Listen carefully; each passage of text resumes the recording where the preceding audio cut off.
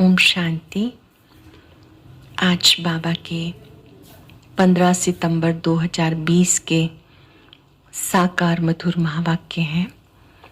आज के महावाक्यों में बाबा ने विशेष रूप से याद दिलाया कि बाबा ने आके हम सबको ज्ञान का तीसरा नेत्र दिया है।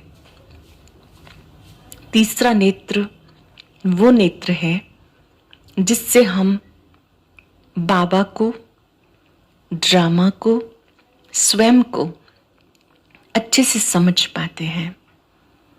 बाबा ने बताया कि इस तीसरे नेत्र के द्वारा आप सृष्टि के आदि मध्य अंत को जान जाते हो। सृष्टि के आदि में यहाँ सतयुगी दुनिया थी, धीरे धीरे त्रेता युग, फिर द्वापर, फिर कलयुग, अब संगम युग चल रहा है। तो बाबा ने जो तीसरा नेत्र दिया है उसका हमें सही प्रयोग करना है। इसके साथ साथ बाबा ने कहा तुम्हें आलस्य अलबेलेपन की नींद से सदा जागृत रहना है, तब आप चक्रवर्ती राजा बनेंगे। आलस्य अलबेलापन पुरुषार्थ में ना हो। बाबा का स्नेही सहयोगी बच्चा कौन? जो तन मन धन से, मन वाणी कर्म से बाप के कार्य में मददगार हो। अब हम विस्तार से सुनेंगे मुरली। बाबा ने कहा मीठे बच्चे, बाप आए हैं तुम्हें ज्ञान का तीसरा नेत्र देने। बाप आए हैं तुम्हें ज्ञान का तीसरा नेत्र देने, जिसे तुम सृष्टि के आदि मध्य अंत को जानते हो। इस तीसरे नेत्र के द्वारा आप सृष्टि के आदि मध्य अंत को जान जाते हो। क्वेश्चन है, शेरनी शक्तियां ही कौन सी हिम्मत बाप कौन सी शक्ति के साथ सबको समझा सकती हैं? शेरनी शक्तियां ही कौन सी बात हिम्मत के साथ सबको समझा सकती हैं? बाबा के बच्चे, शिव की शक्तियां कौन सी बात हिम्मत के साथ सबको बता सकती हैं? दूसरे धर्म वालों को ये बात समझानी है कि बाप कहते हैं तुम अपने को आत्मा समझो, परमात्मा नहीं। आत्मा समझकर बाप को याद करो तो विकर्म विनाश होंगे और तुम मुक्ति धाम में चले जाएंगे। अपने को आत्मा समझ बाप को याद करो, इसी से विकर्म विनाश होंगे, मुक्ति धाम चले जाएंगे। परमात्मा समझने से तुम्हारे विकर्म विनाश नहीं हो सकते। ये बात बहुत हिम्मत से शेरनी शक्तियां ही समझा सकती हैं। समझाने का भी अभ्यास चाहिए। ये बात औरों को समझाने का भी अभ्यास चाहिए। गीतन नैनहीन को राह दिखाओ प्रभु। ओम शांति। बच्चे अनुभव कर रहे हैं, रूहानी याद की यात्रा में कठिनाई देखने में आती है।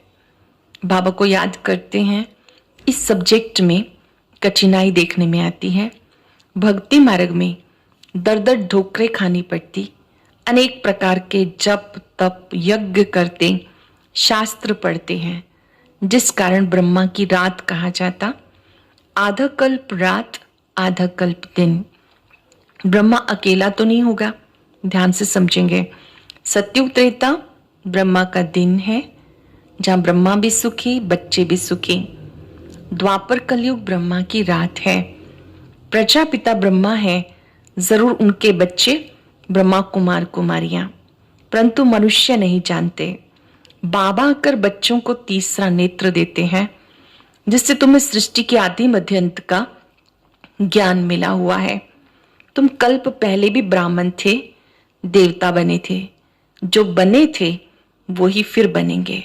कल्प पहले जो देवी देवता बने थे वही अब भी बनेंगे। आदि सनातन देवी देवता धर्म के तुम हो, तुम ही पूज्य और पुजारी बनते हो। अंग्रेजी में पूज्य को वर्शिप वर्दी, पुजारी को वर्शिपर कहा जाता है। भारत ही आधा कल्प पुजारी बनता।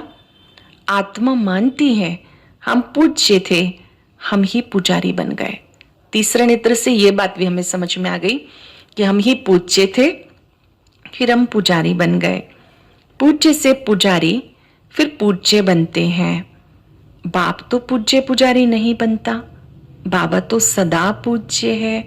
तुम कहेंगे हम पूज्य पावन सो देवी देवता थे, फिर 84 जन्म के बाद कंप्लीट पतित पुजारी बन जाते। अभी भारतवासी जो आदि सनातन देवी देवता धर्म वाले थे, उनको अपने धर्म का कुछ पता नहीं। तुम्हारी इन बातों को सब धर्म वाले नहीं समझेंगे। जो इस धर्म के कहीं कन्वर्ट हो गए वही आएंगे। देवी देवता धर्म की आत्माएं जो अन्य धर्मों में कन्वर्ट हो गई वही आएंगी। ऐसे कन्वर्ट बहुत हो गए। बाबा कहते जो शिव और देवताओं के पुजारी हैं उनके लिए सहज है। जो शिव की पूजा करते हैं, देवी देवताओं की पूजा करते हैं, उनके लिए ज्ञान को समझना सहज है। अन्य धर्म वाले माथा खपाएंगे, जो कन्वर्ट होगा उनको टच होगा, आकर समझने की कोशिश करेंगे, नहीं तो मानेंगे नहीं। आर्य समाजियों में भी बहुत आए हुए हैं, सिख लोग भी आए हुए हैं। आदि सनातन देवी देवता धर्म जो कन्वर्ट हो गया उनको धर्म में जरूर आना पड़ेगा। जो देवी देवता धर्म की आत्माएं अन्य धर्मों में कन्वर्ट हो गई हैं वो आ जाएंगे। झाड़ में भी अलग अलग सेक्शन है, फिर आएंगे भी नंबरवार। टाल टालियां निकलती रहेंगी। वह पवित्र होने के कारण उनका प्रभाव अच्छा निकलता है। इस समय देवी देवता धर्म का फाउंडेशन है नहीं, फिर लगाना पड़ता। इस समय बाबा किस लिए आए हैं? फिर से आदि सनातन देवी देवता धर्म की स्थापना करने के लिए। बहन भाई, इस समय तुम बच्चे ही बनते हो। आत्मा रूप में सब भाई भाई हैं। आत्मिक नाते से एक पिता के बच्चे भाई भाई, प्रजापिता ब्रह्मा की संतान भाई बहनें। पहले पहले ब्राह्मण है।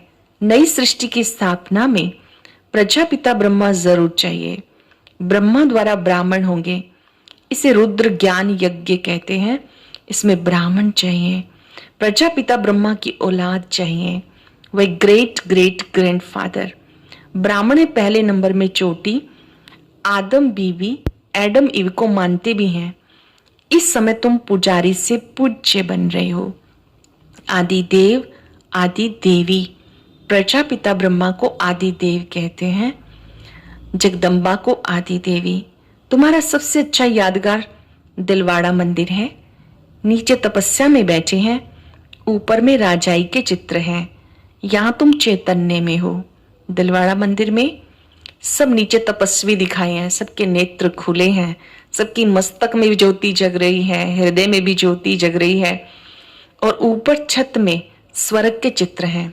बाबा ने कहा आप सबका यादगार है। ये मंदिर क्लास हो जाएंगे, फिर भक्ति मार्ग में बनेंगे। जानते हो, अब हम राजयोग सीख रहे हैं, फिर नई दुनिया में जाएंगे। वह जड़ मंदिर, तुम चैतन्य में बैठे हो। मुख्य मंदिर ये ठीक बना हुआ है। स्वर्ग को नहीं तो कहाँ दिखाएं, इसलिए छत में स्वर्ग को दिखाया। इस समय तुम अच्छा समझा सकते हो। बाबा ने किस पर आप सबको समझा सकते हो कि हमारा ही यादगार है। तपस्या करने से ही हम स्वर्ग के मालिक बनते हैं। इस सृष्टि पर ही स्वर्ग होता है। स्पेस की कमी से छत में बना दिया स्वर्ग। बाबा ने समझाया, अपने को आत्मा समझ मामेकम याद करो, बस, और कुछ बात ही नहीं करनी। जिनका अभ्यास नहीं उनको तो बात भी नहीं करनी चाहिए, नहीं तो बीके का नाम बदनाम कर देते। अगर दूसरे धर्म वाले हैं तो समझाना चाहिए कि तुम मुक्ति धाम में जाना चाहते हो तो अपने को आत्मा समझो, बाप को याद करो। अपने को परमात्मा नहीं समझो, आत्मा समझो। अपने को आत्मा समझ बाप को याद करेंगे तो जन्म जन्मांतर के पाप कट जाएंगे और मुक्ति धाम चले जाएंगे। तुम्हारे लिए ये मन मनाभव का मंत्र ही बस है, परंतु बात करने की हिम्मत चाहिए। किसी को भी मन मनाभव का मंत्र देना, मन ही मन बाबा को याद करो तो मुक्ति धाम परम धाम में चले जाएंगे।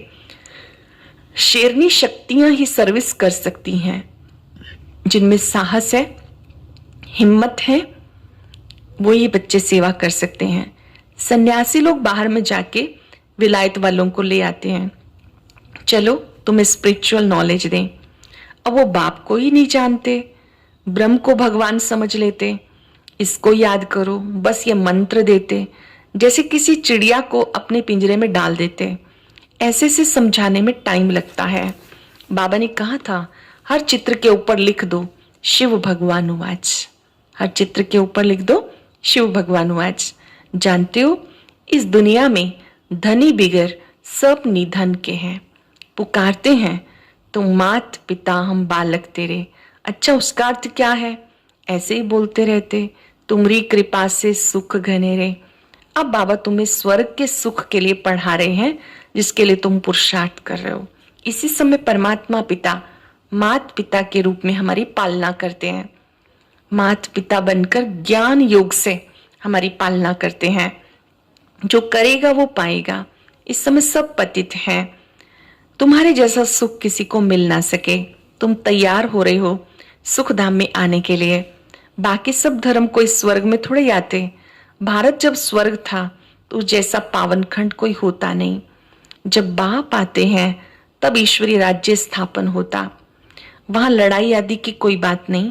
लड़ाई झगड़ा बाद में शुरू होता है। सत्युग त्रेता में कोई लड़ाई झगड़ा नहीं। लड़ाई झगड़े तो द्वापर के बाद से शुरू होते हैं। भारतवासी इतना नहीं लड़े, थोड़े आपस में लड़के अलग हो गए।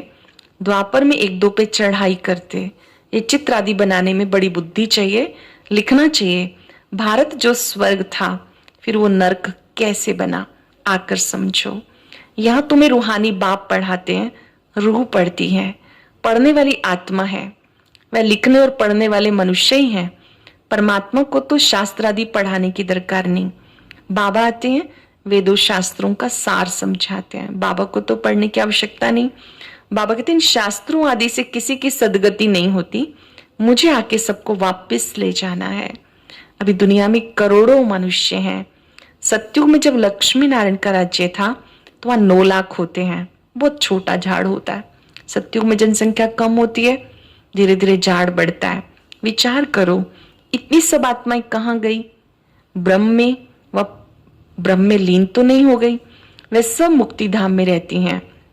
हर एक आत्मा अविनाशी है, उसका पार्ट भी अविनाशी है, जो कभी मिट नहीं सकता। ध्यान से समझेंगे, आत्मा कभी मरती नहीं। एक शरीर छोड़ दूसरा लेती है, उसका पार्ट कभी मिट नहीं सकता। आत्मा विनाश हो ना सके, आत्मा बिंदी है। बाकी निर्वाण आदि में कोई भी जाता नहीं, सबको पार्ट बजाने आना ही है। जब सब आत्माएं आ जाती हैं तब मैं आकर सबको वापस ले जाता हूँ। जब सब आ जाते हैं ऊपर से, बाबा कहते हैं मैं वापस ले जाता हूँ। नई दुनिया की स्थापना, पुरानी दुनिया का विनाश, ये भी ड्रामा में नोंद है। तुम आर्य समाजियों के झुंड को भी समझाएंगे, जो उसमें इस धर्म का होगा उसको जरूर टच होगा। बरोबर ये बात तो ठीक कहते हैं। भगवान तो बाप है, उनसे वर्षा मिलता है। कोई आर्य समाजी भी तुम्हारे पास आते हैं ना, उनको ही सैपलिंग कहा जाता। तुम समझाते रहो, जो तुम्हारे कुल का होगा वो आ जाएगा। बाबा कहते जो भी इस देवकुल की आत्माएं हैं, चाहे वो किसी भी धर्म में चली गई हैं, वो आ जाएंगी, उनको अच्छा लगेगा। कोई आर्य समाजी है वो भी आते हैं। भगवान बाप है, भगवान पिता है सबका। पावन होने की युक्ति बताते। भगवान वाच माम एकम याद करो, मैं पतित पावन हूं। मुझे याद करने से तुम्हारे विकर्म विनाश होंगे। एक की याद से विकर्म विनाश होंगे और मुक्ति धाम में आ जाएंगे। ये पैगाम सब धर्म वालों के लिए है। बाबा को याद करो, घर चले जाएंगे, फिर सतयुग में आ जाएंगे। बाबा कहते पैगाम सबके लिए है कि वापस घर जाना है, याद से विकर्म विनाश होंगे। ये पैगाम सबके लिए है। बोलो, बाप कहते हैं दे सही दे के सब धर्म भूल मुझे याद करो, तो तुम तमो प्रधान से सतो प्रधान बन जाएंगे। मैं गुजराती हूँ, मैं फलाना हूँ, ये सब भूल जाओ। ये देह अभिमान है।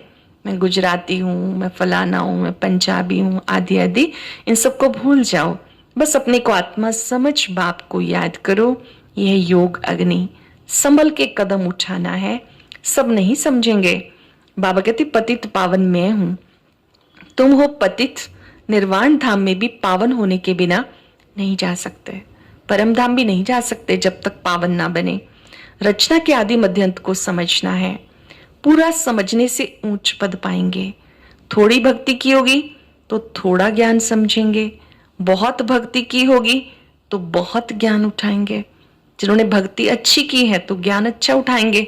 भक्ति का फल ज्ञान होता है। बाबा जो समझाते हैं उसे धारण करना है। वानप्रस्थियों के लिए तो और ही सहज है, ग्रस्त व्यवहार से किनारा कर लेते। वानप्रस्थ अवस्था 60 वर्ष के बाद होती है। गुरु भी तब करते हैं। आजकल तो छोटेपन में गुरु करा देते, नहीं तो पहले बाप, फिर टीचर, फिर 60 वर्ष के बाद गुरु किया जाता। सदगति दाता एक है, ये गुरु लोग बहुत हैं। सदगति दाता एक है, गुरुओं का गुरु सतगुरु एक है। बाबा कहते मैं सदगति करने के लिए आया हूं, तुम्हें वेदों शास्त्रों का सार समझाता हूं। भक्ति में नीचे उतरना ही होता है। अभी तुम्हें भक्ति का फल मिलता है। इस पुरानी दुनिया से तुम्हें वैराग आता, ताकि दुनिया को छोड़ कहां जाएंगे। बाबा कहते हैं आपको दुनिया नहीं छोड़नी, कारोबार नहीं छोड़ना। सारी दुनिया में रहते कारोबार करते बुद्धि से डिटैच रहना है। जानते हो दुनिया ही खत्म होनी है, इसलिए बेहद की दुनिया का संन्यास करना है। पवित्र होने बगैर घर नहीं जा सकते। पवित्र बनने के लिए याद की यात्रा चाहिए। बाबा को याद करेंगे तो पावन बनेंगे, बिना याद की आत्मा पावन बनेगी नहीं। भारत में रक्त की नदियां होने के कारण फिर दूध की नदियां बहेंगी यहीं पर ही, क्योंकि पहले रक्त की नदियां बही, फिर दूध की नदियां बहेंगी। विष्णु को भी क्षीर सागर में दिखाते, समझाया जाता। इस लड़ाई से मुक्ति, जीवन मुक्ति के गेट खुलते हैं। इस महाभारत लड़ाई के बाद मुक्ति, परमधाम, जीवन मुक्ति, स्वर्ग के गेट खुलते हैं। जितना तुम बच्चे आगे बढ़ेंगे उतना आवाज निकलेगा। अब लड़ाई लगी की लगी, एक चिंगारी से देखो आगे क्या हुआ था।